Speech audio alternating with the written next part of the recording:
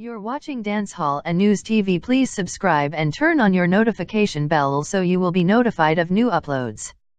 Vybz Kartel has switched up his look and Gaza fans are shocked. The incarcerated dancehall superstar sent his supporters into a frenzy when he uploaded a photo Friday night on social media debuting his new image, yesterday. "Dem may wonder how I do dis, but as my locks get longer, he then hearted a twist," he wrote.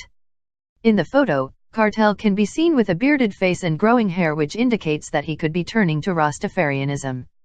According to sources close to the self-proclaimed world boss, this new look is no surprise to them, as Vybz Kartel has always been a Rasta at heart, and that is the latest news on Kartel. Remember to share and like, so until the next video.